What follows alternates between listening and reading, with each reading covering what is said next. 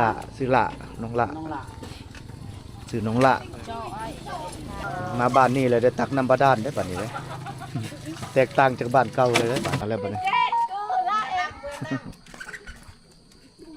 เมื่อแล้วมีโปรตเวลเตียงอะไรโฮมหยาโอ้เขาให้ไหมนี่เต็มเราได้เราเลยเนาะเลยเพิ่นกำลังยิบกระพาสิไปหุดข้าวให้ดามอบ่มีรถเพิ่นว่าเนาะต้องได้ใส่ยางเอาโอ้หลายชั่วโมงได้ไปหดฝุ่นได้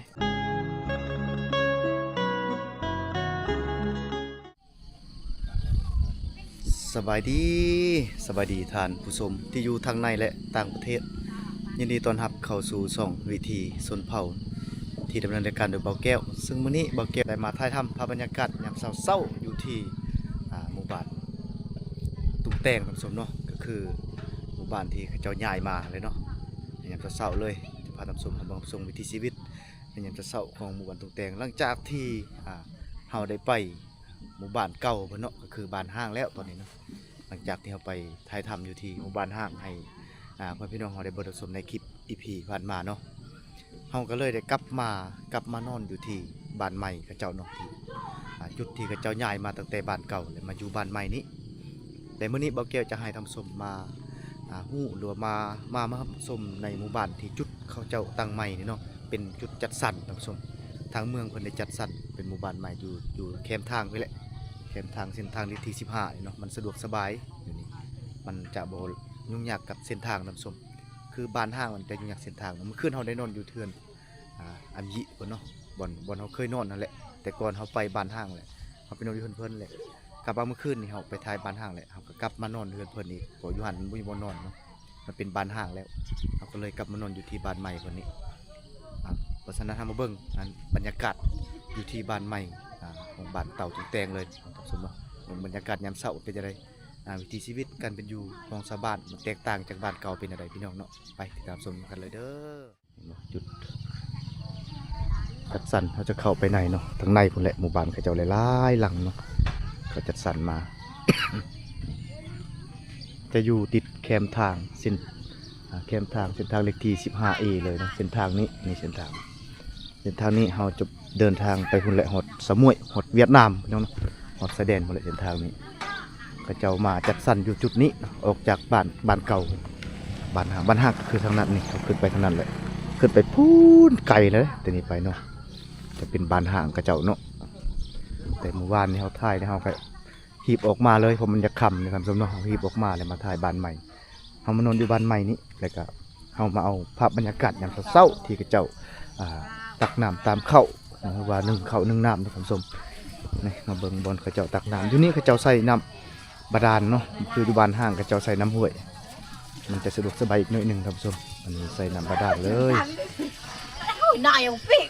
ด้านนั้นเด็กด้านหนาวจี๊ดตายไปเลยตัวที่มันเจอบ้านผมปิดแต่ไฟกูไฟจี๊ดว่าตักน้ำนะยังสด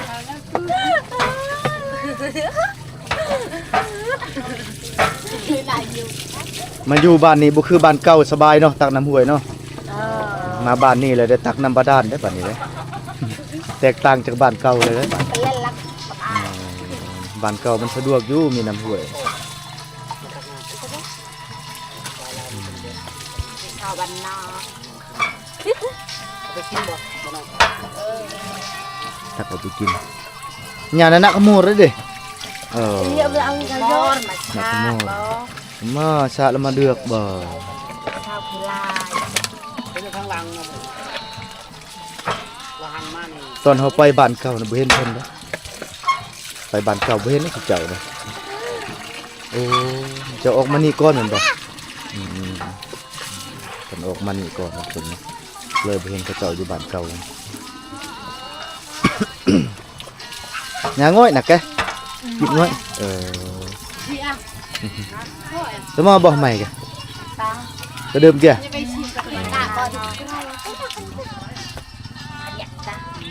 สมบรรยากาศในยามเช้าๆมาตักน้ำก็คือเปลี่ยนแปลงชีวิตหน่อยหนึ่งเนาะคือมาบ้านใหม่นี่ก็ จะต้องใส่น้ำบาดาลท่านผู้ชมคันแม่นอยู่บ้านเก่าเขาเจ้าอู้สบายเลยตักน้ำหองน้ำห้วยเนาะง่ายชีวิตนะยามเช้าๆใช้ชีวิตง่ายสุดเลยท่านผู้ชมอันนี้ต้องได้โยกน้ำนี่แต่ละมื้อมันต้องอาศัยแห้งหน้อยหนึงได้มานี่เลยอืม อะไรกูได้ก็ไม่ได้กูกูเขา ขนาดสาวชนเผ่ายังมีความเซ็กซี่ เชื่อแหละ ว่าไงหยิดแกโจ้บ่ว่าบ่ โจ้ ง่ายโจ้ มาเจียดอะไรไป มาเจียดไงถ่ายผมแม่ลอยตัว เจ้าคน อัน สื่อ โทรทัศน์แก เจ้าสื่อได้เนาะแนะนำหน่อยหนึงก็ได้ มอนโนไม่ไอ้ปลุเสือดำกี่เบอร์กับเจียดไง สื่อได้ก็เนาะ ซื้อล่าเตือนไอ้ ซื้อละน้องละ น้องหละ ซื้อน้องละ โจ้ไอ้ไอ้ น้องหละคำแพง ละคำแพงคนงาม งามเลยที่ไล่คนนี้ แม่นเพิ่นสิกลับเฮือนมาได้นี่เด้โอ้ซื้อละสมเนาะผู้จบผู้งามดีได้ซื้อละ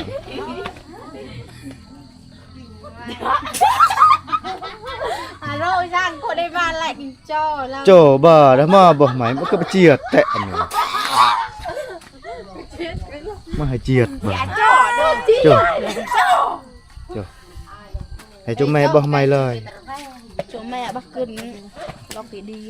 เอ้าบัดนี้เกี่ยมมือแล้วท่านผู้ชมเนาะ โจ้เอ้ยกูอย่าตาย เกี่ยมมือแล้วได้บาทนี่สาวเพิ่นเนาะ เดี๋ยวเดี๋ยว น้องหลาเพิ่น ลืมพี่เจ้า เกี่ยมมือแล้วบาทนี่เต็มกระพาเลยน้ำกะเพิ่นมาตักน้ำท่านผู้ชมเนาะอื้อหือมาตักทุกมื้อเลยบ่แบบนี้นะทุกเสาร์ทุกแรงเลย ดูตรึบมันไปหยิดแกเออตักทุกมื้อ โจ้ได้มั้งตายปะท่า ตักทุกมื้อเลยน้องหลาเพิ่น ไอ้กระจังอ่ะนั่นแค่สิคุณแน่มีโจ้แล้วอ่ะเด้อก็ไม่ไป ตอนนี้ก็โยกอยู่เนาะ กูหรือแต่ดึงท้ายเลยแหละท่านเลยนะล่องกอดน้ำพริกกระโพง เอ้าตั้มได้ไปเมื่อแล้วบัดนี้ กูไล่ เมื่อแล้วบาทนี่เจ๊กับพาเมื่อแล้วได้บาทนี่ได้ เจ็บกูไล่ โป๊ก็ไม่คือเลียบ่ไม่ก็เลือกคือเลยโป๊ตัวบ่ใหม่โอ้ยเห็นแต่หลังเลยเด้บัดนี้เนาะโอ้บ่ใหม่ตะกี้เด้เพื่อนเราอยู่ภาคทางบนนั้นท่านผู้ชมเนาะนี่เจ๊กับพาแล้วสาวเราในชนบทเฮาเนาะเจ๊กับพาแล้วมาตักน้ำยามเช้าๆท่านผู้ชมเนาะน้องหลาเพิ่นเอามาส่งฮอดนี่เด้อมีโอกาสเลยสิพยายามเฮือนอีกมื้อนี้เอาซ้ำนี้ก่อนท่านผู้ชมเนาะเฮามาส่งฮอดทางนี้น้องเพิ่นเดี๋ยวโอกาสหน้าเฮาสิไปหาน้องเพิ่นอยู่เฮือนเนาะซื้อน้องละอยู่ที่บ้านตุงแตงท่านผู้ชมเนาะเป็นบ้านใหม่ย้ายจากบ้านเก่าเลยมาอยู่บ้านใหม่ชีวิตก็เปลี่ยนแปลงหน่อยหนึงท่านผู้ชมเนาะจากสบายแล้วมาอยู่นี่แล้วต้องได้โยกน้ำทุกมื้อเลยเนาะโยกเสาโยกแรงคันแม่นอยู่บ้านเก่าเขาเจ้าก็ใส่น้ำห้วยสะดวกสบายอยู่ท่านผู้ชมเนาะแต่ว่าเพื่อนหลังใหญ่ได้มาท่านผู้ชมเนาะเอาสีเดินทางเข้าไปในหมู่บ้านเพื่อนแหละท่านผู้ชมไปเบิ่งภาพบรรยากาศหรือว่าวิถีชีวิตในยามเช้าๆอยู่ที่หมู่บ้านตุงแปงหรือว่าบ้านชนบทแห่งหนึ่งของเมืองตะโอยพี่น้องชนเผ่าปะกุท่านผู้ชมเนาะเขตนี้เป็นเขตเป็นเมืองตะโอยแต่ว่าชนเผ่าปะกุภาษาระหว่างเบาแก้วกับบ้านเพิ่นนี่บ่คือกันเลยพี่น้องแต่ว่าเข้าใจกันเนาะเว้ากันเข้าใจกันภาษาต่างกันท่านผู้ชมไปทำได้ไหมไงไปให้บ่ ไปตักน้ โอ้มาตักน้ำนี่โบแลเห็นเจกับพาคิดว่าไปให้มาตักน้ำทำสมเนาะตักน้ำยามเช้าๆทำสมเว้ยกับเจ้าสลับเพราะว่าในหมู่บ้านนี่มันจะมี4ก๊อกเนาะน้ำบาดาลนี่มี4ก๊อกหมดบ้านเลยบ้านนี้มันจะมีอยู่เกือบ90หลังคาเลยเป็นหมู่บ้านที่ใหญ่เลยพี่น้องเนาะแต่มีน้ำ4ก๊อกก็เลยสลับผู้ใดตื่นเช้าๆเนี่ยก็ได้ตักไว้ทำสมเนาะ ผู้ใดตื่นช่วยกะโอ้ได้ตักษาแล้ว ทางนี้อีกกล้องหนึ่งเห็นบ่เบิ่งสิปินกล้องไปให้เนาะพี่อยู่ทางพี่กล้องหนึ่งนี่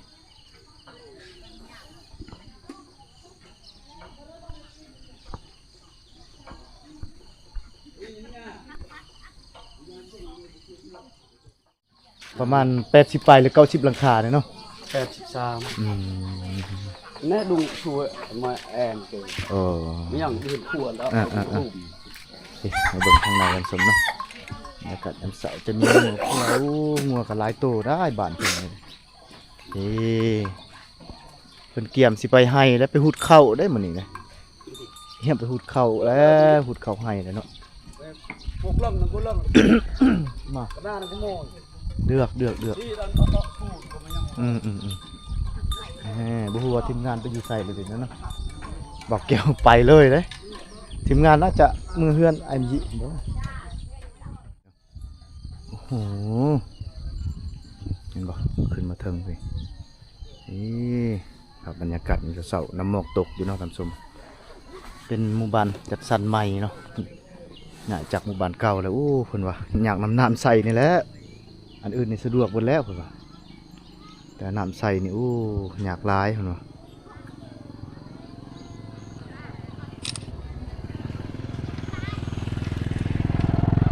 เฮ้ยมาเบิ่งกระเจ้าตักน้ำเนาะอีกก๊อกหนึงโอเค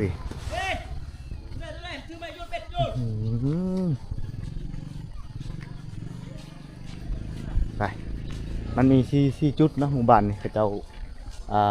มีน้ำก๊อก4ก๊อกเนาะสมโอ้หลังกันต้อง หลังกันต้อง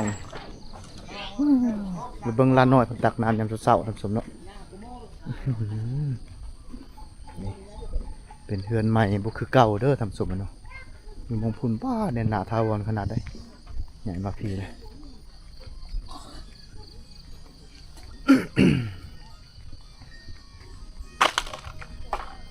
นี่ผู้สาวเพิ่นมาตักน้ำแล้วยามเช้าๆนี่เจอกระฟาใหญ่ๆเลยโอ้เนาะคักหลาย สบายดี อนุญาตถ่ายเด้อแหน่ผู้สาวโยกน้ำเลยบัดนี้เนาะมานี่แหละต้องโยกน้ำเนาะปัจจุบันเก่าสบายใส่น้ำห้วยมานี่แหละลำบากหน่อยหนึงเด้ทำสมให้เนาะ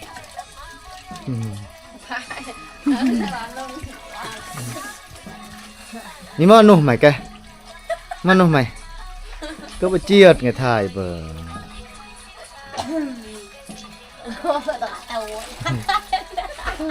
มาตักน้ำกระสอบ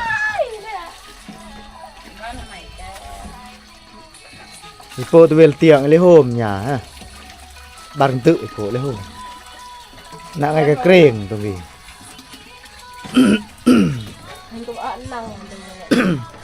ไล่ล่ะให้โปรอัน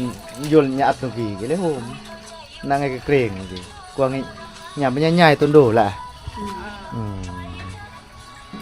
ผู้สาวเลยใหญ่มาก่อนทำสมเนาะทีมงานเขาไปซองเถื่อบ่เห็นเพิ่นได้เห็นแต่ผู้เฒ่าแล้วอยู่หั่นผู้สาวผู้บ่าวใหญ่มานี่หมดก็มักคนสะดวกเด้มันไกลเส้นทางเลยอยู่พี่เลยสัญญาณนี้สัญญาณเน็ตพูดได้บ่มีเด้บ้านหายบ้านเก่าเพิ่นบ่มีอินเทอร์เน็ตบ่มีสัญญาณโทรเด้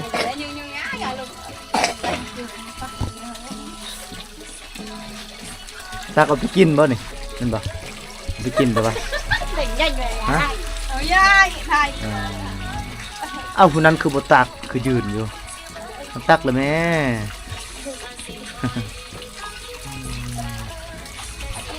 นี่แหละวิถีชีวิตยามเช้าๆพี่น้องเฮาในชนบททำโซมเนาะทุกมือเลยได้มาตักมายามเช้ายามแลงทางนี้บ่ได้ตำข้าวแล้วเนาะบ่ได้ยินเสียงตำข้าวยังตำอยู่บ่โอ้คือเงียบกริบอยู่ในเช้าโอ้สิอยู่บ้านนั่นน่ะอดอนนั่นบ่เมื่อคืนนี้เขานอนนี่เด้เขานอนเฮือนอันนี้เขาโรงเรียนอยู่ป่ะวิไม่เรียนกันวิฮะห้องมั่มเรียนฮะห้องมั้ง โอ้ปหนึ่งปสองอ่ะ สาว ปสอง เออ โอ้หลานน้อยเพิ่นเข้าโรงเรียนซั่นเนาะเพิ่นมาตักน้ำซอยแม่ยามเช้าๆซั่นเนาะเรียนปสอง ก็เลยถ่ายแล้ว โอ้มาตักน้ำตักไว้จนว่าบ่ทันไปเรียนนี่ล่ะ บ่อายเฮาถ่ายบ่อายอยู่ไสเฮือนจ้ะอยู่ไสสมอบ่ใหม่กะ มันคือตุ้งตา โยงเลยเออไม่เลยบ่น่ะจ่ายกวิเลยบ่นโอ้บ่มีเอื้อยเนาะบ่มีเอื้อยผู้ใหญ่ขึ้นมาตักน้ำเราก็เลยมาตักเนาะตักซอยแม่ครับผู้ชมหลานน้อยเพิ่นเรียนห้องป .2 เรียนอยู่บ้านตักน้ำยามเช้าๆจะมาตักคู่มือบ่ล่ะแม่นบ่ตักทุกมือเลยตอนแรกก็มาตักแม่นบ่แน่เมื่อเลยเด้เพิ่นหั่นเมื่อแล้วบาดนี้เพื่อนอยู่หมองใดแท้เพิ่นนี่ ถามชื่อก็บ่บอกเลยเออ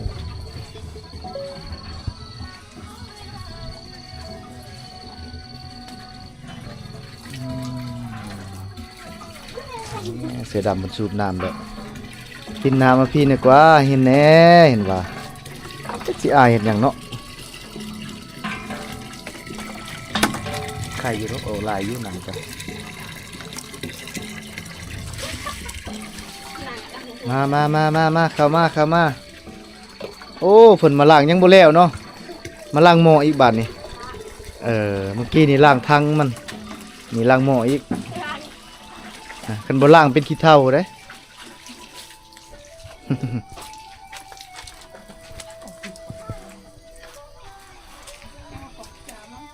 แล้วเราบ่เจ้าหั่นเบิ่งนะชีวิตยามเศร้าๆในหมู่บ้านแห่งหนึ่งท่านผู้ชมการใช้ชีวิตโอ้โหผู้นี้ต่ออีกแน่ใส่ชุดนักเรียนนี่สิไปโรงเรียนแล้วบ่มาตักน้ำใส่ชุดนักเรียนแล้วบาดนี้ ลูกเลยลูก เอาลุก ลุกเลยสายคนเอามาเราเบิ่งอีกโซนนี้เนาะท่านผู้ชมเนาะพอหมู่บ้านจัดสรรใหม่นี่มันจะกว้างกว่าบ้านเก่าเลยเจ้ากระแจกกระจายมันจะวิ่งวงกว้างเนาะเราจะไปแต่ละโซนเราไปโซนนี้แหละออกไปทางพุ่นเลยกลับไปหาเฮือนนอนเขาเนาะกลับไปหาเฮือนนอน นี่แหละเพิ่นว่าวิถีชีวิตอยู่บ้านใหม่นี่มันจะมีความลำบากแตกต่างกับบ้านเก่าและมันจะมีความสะดวกอีกแตกต่างจากบ้านเก่าเพิ่นว่าเนาะถามพ่ออีกเพิ่นอย่าง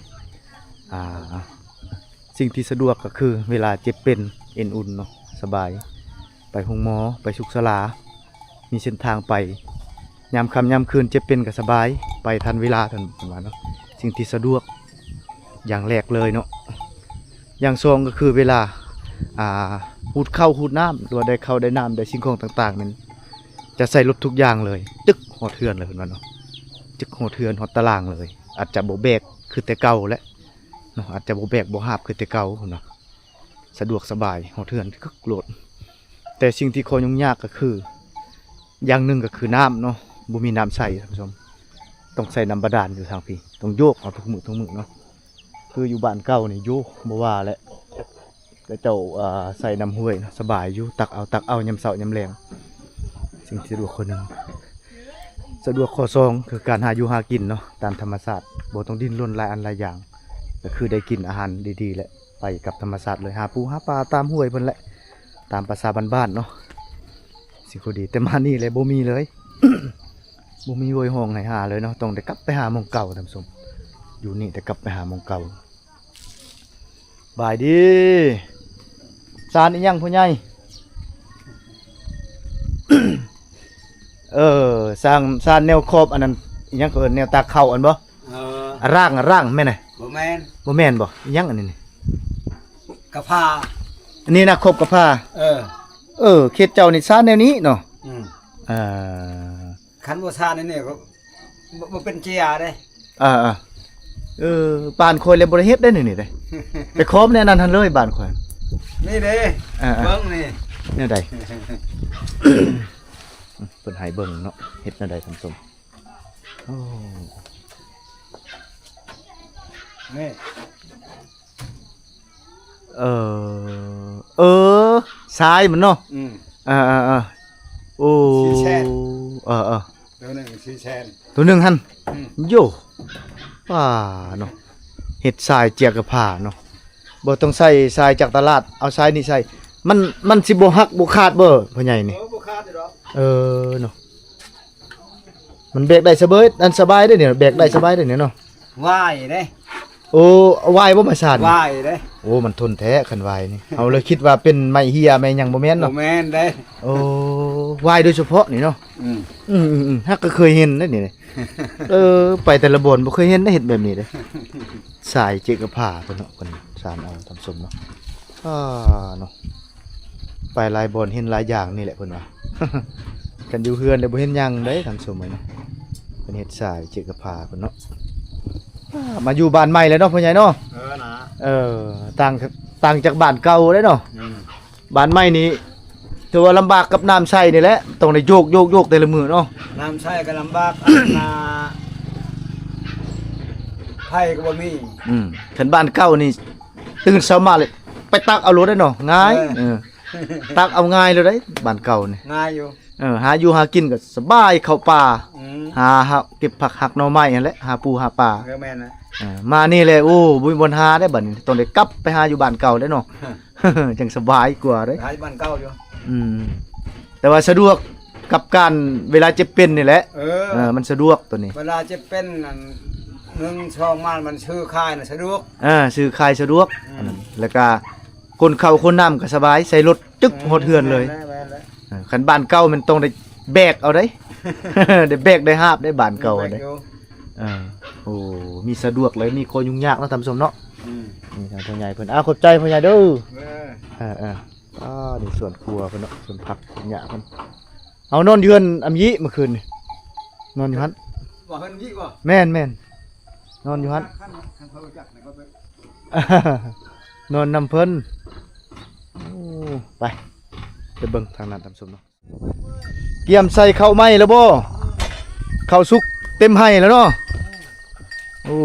เฮ็ดเราข้าวไหม้ได้นี่ใหญ่แต่พุ่นเนาะ เฮ็ดใหม่ได้มานี่ได้อยู่บ้านเก่าก็มีเราเข้าปะเลยอยู่หั่นเนาะมาเฮ็ดใหม่อยู่นี่อีกเฮ็ดใหม่ทำสมเนาะเพิ่นเกียมใส่ข้าวให้ใหม่ ทางไม้เฮ็ดไม้ โอ้ข้าวให้ใหม่นี่เต็มเลยได้เราเลยเนาะ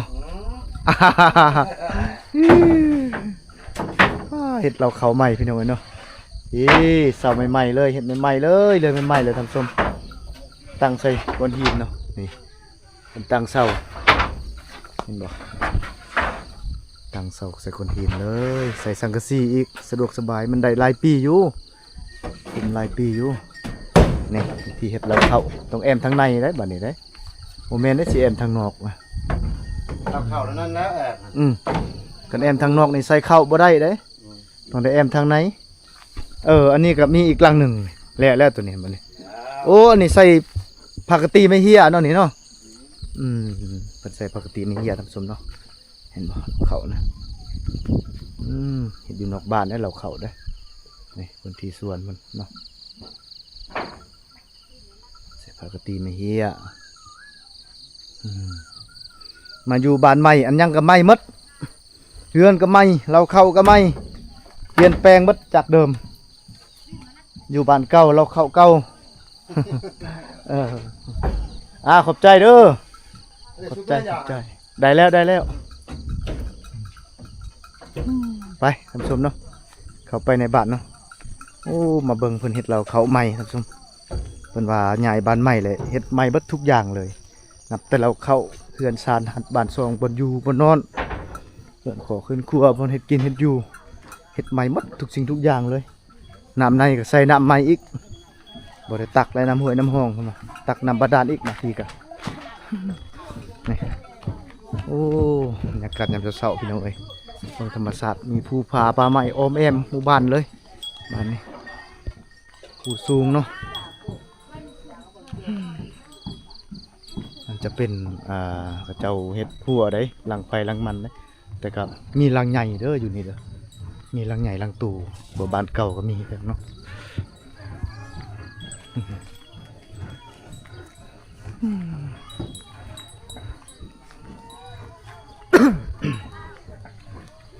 เบิ่งทำหมอกลง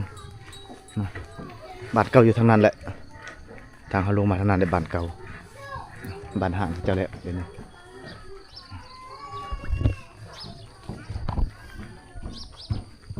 นี่จะไปให้แล้วตามสมเนาะประมาณนี้เนาะเพิ่นออกให้ออกส่วนแล้วให้เพิ่นยังอยู่บางเก่าเด้ออยู่เขตนั้นบ่ได้ให้เด้บ้านมาอยู่นี่แต่ให้อยู่ทางนั้นเพราะดินเข้าทางนั้นเด้ดินบอนเฮ็ดอยู่เฮ็ดกินมันเฮ็ดให้เฮ็ดนาอยู่ทางพุ่นและเฮ็ดสวนตอนได้ข้ามไปฝั่งนั้นคือเก่าเนาะแต่ว่าบอนอยู่ฝั่งนี้แหละสะดวกสบายและบอนอยู่กะปลาบ่ได้อ่ะปลาสวดน่ะเปิดไปให้แล้วเนาะท่านผู้ชมนี่ ไปให้แล้วไปหูดเข้าให้แหละหูดเข้าสุกแหละเขาสุกเต็มให้แหละพุ่นว่า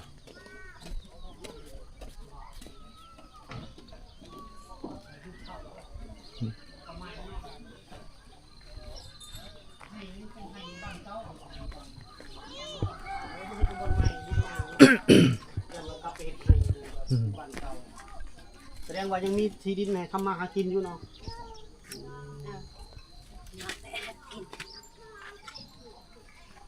ยันว่าเฮามาอยู่บ้านใหม่แต่ว่าไปเฮ็ดให้เฮ็ดอยู่บ้านเก่ามันไกลเด้เนาะ ไกลแล้ว โอ้เนี่ยเอื้อยเพิ่นกำลังยิบกระพาสิ ไปให้บ่หูดเข้าบ่ชนโชรอ่ะđã một bài đã tia rồi đã ngon thế đi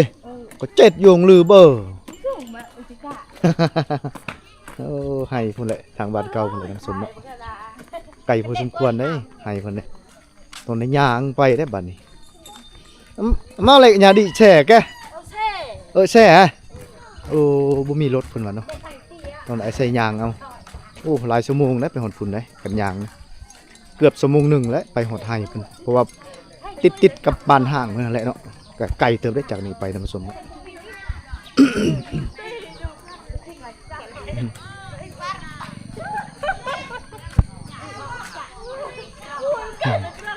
โอ้โซกันเลยไปเลยโซกันเลย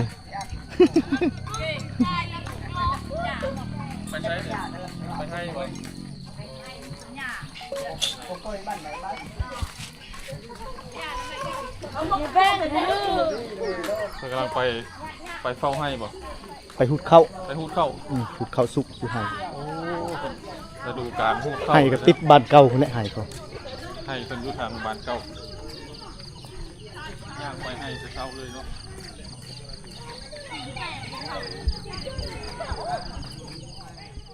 ทำส้มเนาะสำหรับคลิปนี้ก็คือประมาณนี้เนาะนี่คือวิถีชีวิตในยามเช้าๆของชาวบ้านตุ้งแตงที่อยู่ใน